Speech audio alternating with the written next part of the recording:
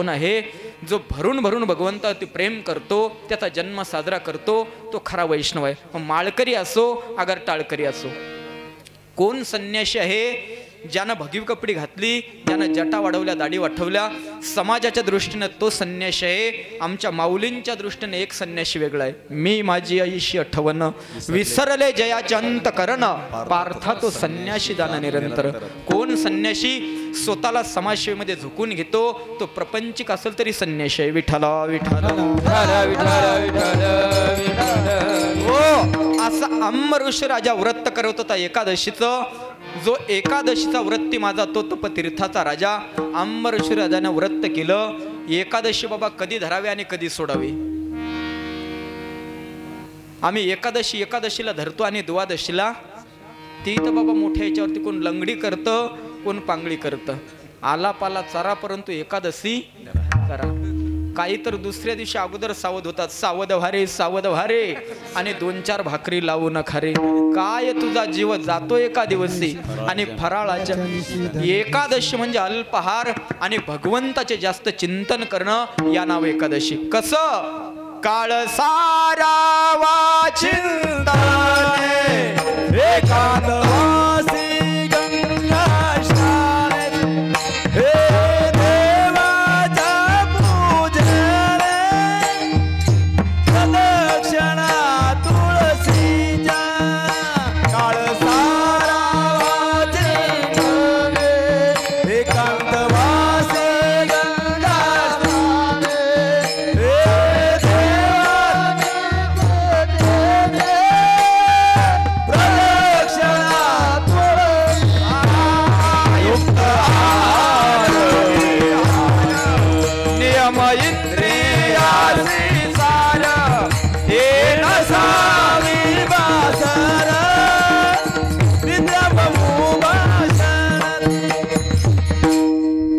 परमार्थ हे महाधन जोडी, देवाचे चरण करावे जतन हे उपाय लाभाचे.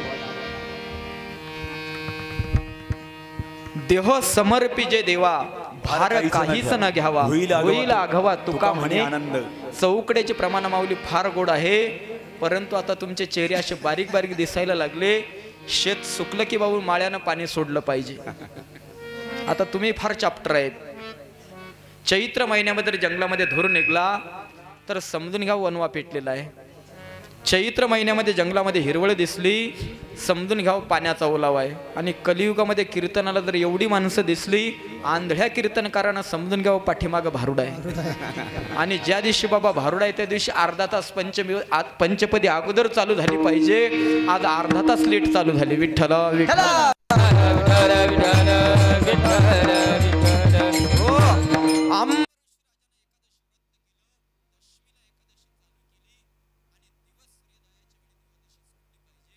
कुणीतरी म्हणतात एक साधू आला, त्याचे साधक आहे, आम्हाला भोजन पाहिजे. एक कोटी यत्न होते. साधूला सांगितलं स्नान करून या गंगेवरतून मी स्वयंपाक तयार करतो.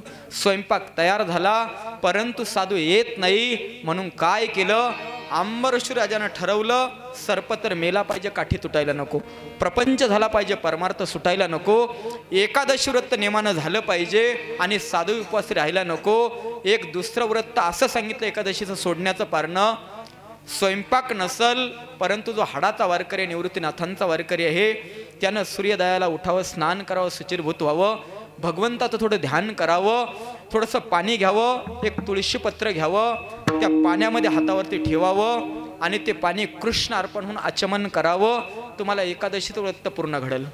अंबरीष राजानं तेच केलं. साधू येत नाही म्हणून तुळशीचं पत्र तोडलं, पाण्यावर कृष्ण अर्पण सांगितलं. तेवढ्या साधूवालानं सांगितलं, का रे आमचा अपमान करायला बोलावलं का? साधू जेवायला येतो आणि आमच्या अगोदर जो एकादशी व्रत सोडतो, त्या साधूनं डोक्यातले केस उपटला आणि असं म्हणतात त्याची कृत्या नावाची स्त्री केली, ती कोरोना आहे. आणि खऱ्या अर्थानं बरीच माणसं म्हणतात कोरोना कोण आहे, कोरोना कोण आहे. कथा कल्पतरूच्या 3ऱ्या स्तंभकामध्ये कोरोना ही कोण आहे? कृत्या आहे. कृत्या ती जन्माला कुठं आली असं म्हणतात. त्या कृत्येनं सांगितलं, भगवंत शिवाच्या पाठीमागं लागली, मला भूक लागली. मग विष्णू म्हणतो मी तुला रक्त देतो, मी तुला अन्न देतो. ब्रह्म म्हणतो मी तुला निवारा देतो. शेवटी शिव परमात्मा पळत पळत काशीमध्ये गेले. त्या कृत्याच्या धाकानं लपून बसले. पार्वतीमाईनं ब्रह्म विष्णू महेशाला सांगितलं, चला भगवंत शिव संकटात आले. हा बऱ्याच वेळा संकटात येतो. ब्रह्म विष्णू महेश गेले, सावित्री गेली, पार्वती मैया गेली आणि सांगितलं, का ग का त्या शिवाला त्रास देते? त्या कृत्यानं सांगितलं, मला भूक लागली. ब्रह्म म्हणतो, मला सांगायचं मी जगाचा निर्माता आहे. भगवंत विष्णू सांगतो, मला सांगायचं मी जगाचा पालनहार आहे. मला भूक लागली. कशाची भूक लागली? मानाची नाही, ज्ञानाची नाही. मला रक्त प्यायचं आहे. 1 मिनिटात ऐका, कोरोना कोण होती, मला रक्त प्यायचं आहे. मग भगवंत विष्णू म्हणतो, अगं तुला रक्त लागतं कितीतरी मला सांग ना. त्या कृत्यानं त्या रक्ताचा माप सांगितलेलं आहे. 21 योजने लांब, 21 योजने रुंद, फरलांग नाही, मीटर नाही, फूट नाही, 21 योजने लांब, 21 योजने रुंद असा चौकोन तयार करावा. त्या चौकोनामध्ये उंट उभा करायचा आणि त्या उंट उभे केलेल्या चौकोनामध्ये रक्त ओतायचं. तो चौकोन भरत भरत भरत उंटाच्या कानापर्यंत आला की 1 घट पूर्ण होतो. ती कृत्या म्हणते, असे किती घट मला पाहिजे? मला 3.5 घट पाहिजे. भगवंत म्हणतो, अगं एवढं रक्त आणि एका युगामध्ये मी तुला 4 वेळेस करून ते रक्त देतो. मग नृसिंह अवतारामध्ये हिरण्यकश्यपूसारखे राक्षस मारले, 1 घट पूर्ण झाला. राम अवतारामध्ये कुंभकर्णासारखे रावणासारखे राक्षस मारले, 2रा घट पूर्ण झाला. कृष्ण अवतारामध्ये आगा बगा रिठा मारिला बाळपणी, अवघी दैत्य खाणी नष्ट केली, कंसासारखे दैत्य मारले, 3रा घट पूर्ण झाला. परंतु आता अर्धा घट कुठं आहे? अर्धा घट ती कृत्या कलियुगामध्ये त्या रक्ताची भूक लागलेली आहे. म्हणून तरुण मुलं रस्त्यावरती येतात, गाडी जोरात चालवतात, रक्त सांडतात. कृत्या तुमचं रक्त प्यायला टपलेले. सावध व्हा दादांनो. कोण कुणावरती चाल करतो, कोण भावावरती चाल करतो, रक्त सांडतो, ती कृत्या तुमच्या रक्तावरती टपलेली आहे. आणि या कलियुगामध्ये जोपर्यंत तो अर्धा घट पूर्ण होत नाही तोपर्यंत खऱ्या अर्थानं कोरोना जातच नाही. विठ्ठला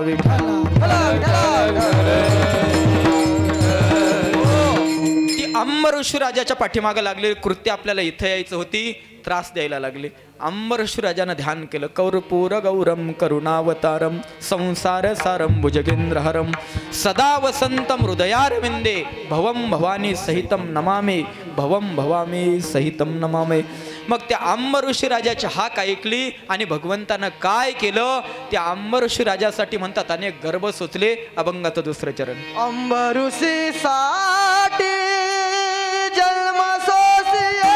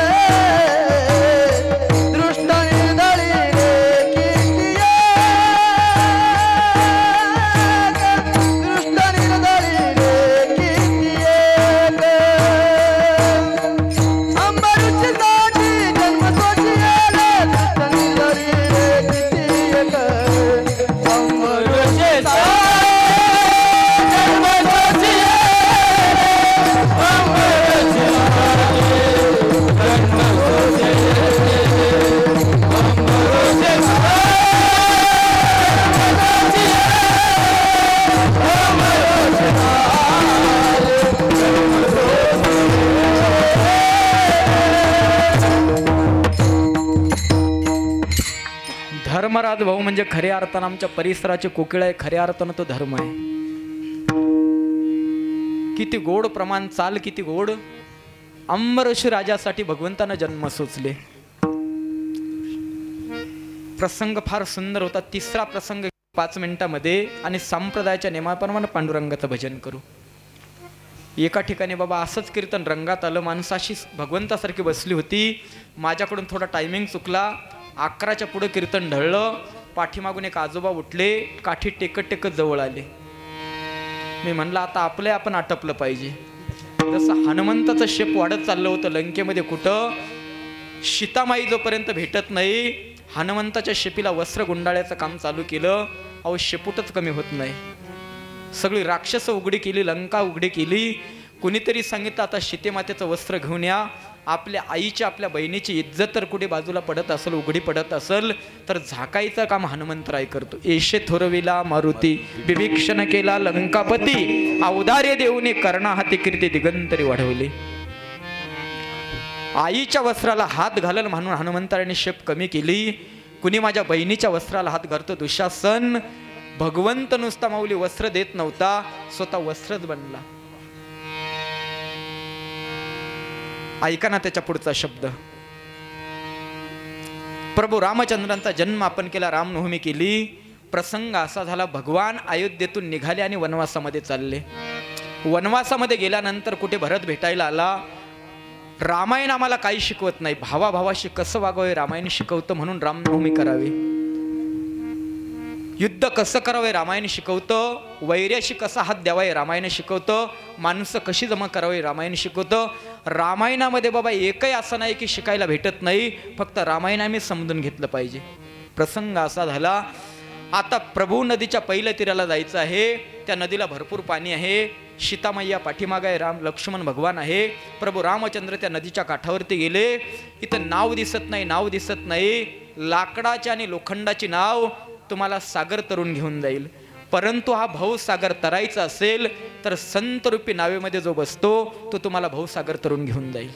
भव ताराव्या उत्तम ही नाव, संत हेची जगी एक आहे. नदीच्या पहिल्या तीराला कोणीतरी नावाडे दिसतो. प्रभूनं सांगितलं, ए नावाड्या, अरे मला पहिल्या तीराला जायचं आहे. नावाडी इतका हुशीर होता, त्याचं नाव होतं गुहक. ऐका, त्या नावाड्याचं नाव होतं गुहक.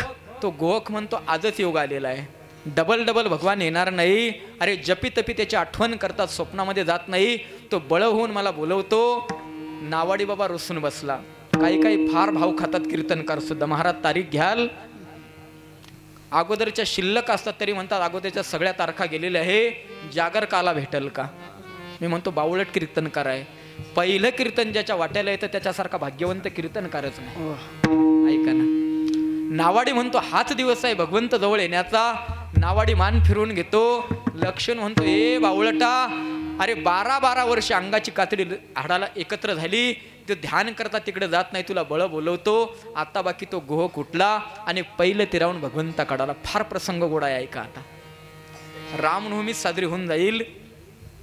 गोहक आल्यानंतर प्रभू म्हणतो, का रे आम्हाला पहिलं तिराला जायचं आहे, किती पैसे घेशील. तेव्हा तो गुहक भगवंताच्या चेहऱ्याकडे बघतो, प्रभू रामचंद्रांकडे. हाता खांद्यावरती धनुष्य आहे, चेहरा सुंदर आहे, आनंदी आहे. आणि तो गुहक म्हणतो, का हो दशरथ पुत्र राम तुम्हीच का. आता ओळखलेले तरी युक्ती बघा कशी. राम म्हणतो, मीच आहे ना, एक वाणी एक वचनी पत्नी मीच आहे राम. मग नाही नावेमध्ये तुम्हाला बसता येणार. प्रभू म्हणतो, का. काही दिवसापूर्वी, काही महिन्यापूर्वी, काही वर्षापूर्वी मी अशी कथा ऐकलेली आहे. कुणी तोच दशरथाचा राम म्हणतात जंगलातून सीतेच्या शोधार्थ चालला होता आणि कुठेतरी एक दगड पडला होता आणि त्या दगडेला म्हणतात त्या प्रभूचा पाय लागला आणि त्या दगडातून स्त्री जन्माला आली. तुम्हीच का. प्रभू म्हणतो, माझ्याच पायानं. शिळा होती मनुष्य झाली ज्याच्या चरणाची चाली, लंका दहन केले हनुमंत काशानं, मीच तो राम. मग तो गुहक म्हणतो, मग तुम्हाला माझ्या नावेमध्ये बसता येणार नाही. प्रभू म्हणतो, का रे. अहो त्या शिळेची जर स्त्री जन्माला आली आणि तेच पाय जर माझ्या नावेला लागले आणि या लाकडाच्या नावेची जर स्त्री झाली तर मला घरी एकटीच पोचता पोचता हात झाले.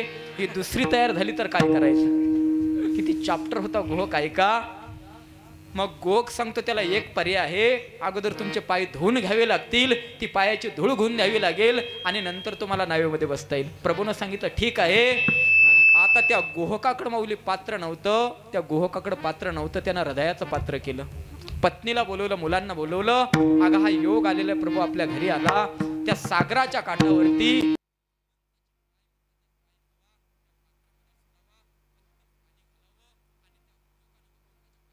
हात मांडावा आणि ते भगवंताच्या चरणात तीर्थ आपल्या मुखामध्ये टाकावं. एक पाय स्वच्छ केला की प्रभू तो पाय खाली ठेवतात, दुसरा पाय पात्रामध्ये टाकला जातो. आता जो पाय धुवून खाली ठेवला ओला असला की अजून त्याला धूळ माती लागायची, अजून गोख म्हणायचा. आता अजून ती धूळ लागली आणि ती जर नावेला लागली तर त्या नावेची स्त्री होईल. हा पाय बदलला, तो पाय बदलला, तो पाय बदलला, जवळजवळ बाबा 11:15 वाजत आले पाय बदलता बदलता. लक्ष्मण म्हणतो घ्या आटपून, आपण त्याच्यावरती गेलेला आहे.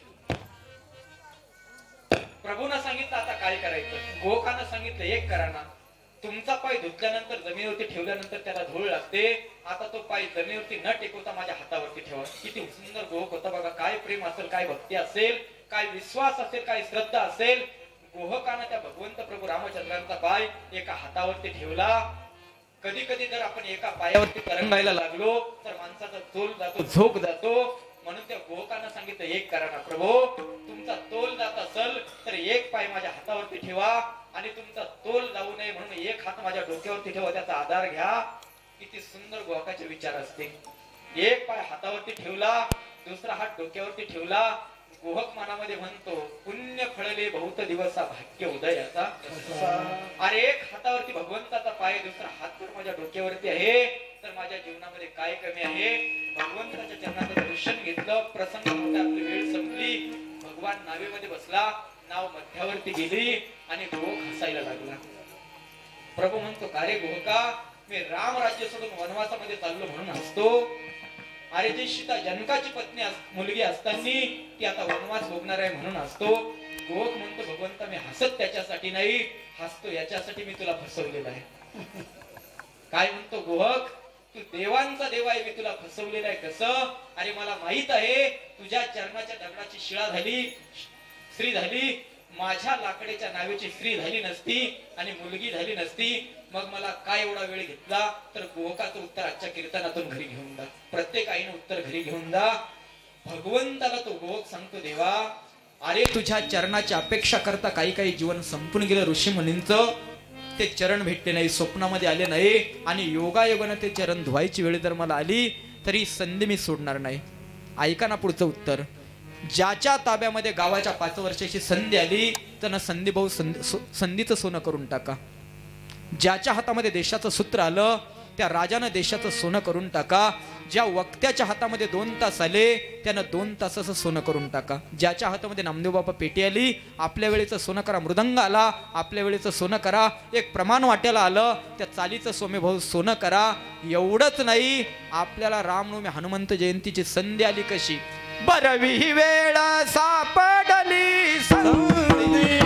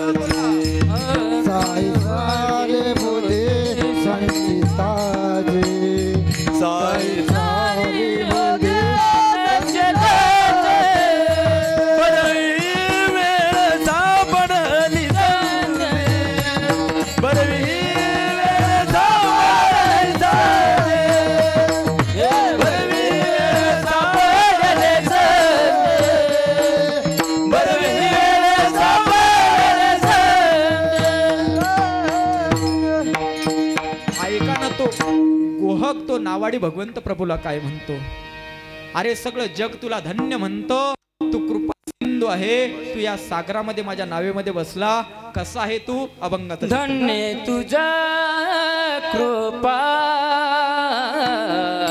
सिंधू म्हणतील, धन्य तुझा कृपा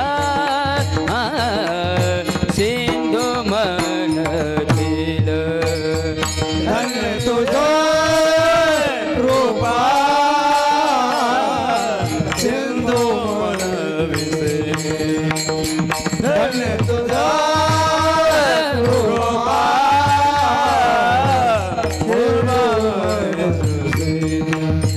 आपुलाने बोला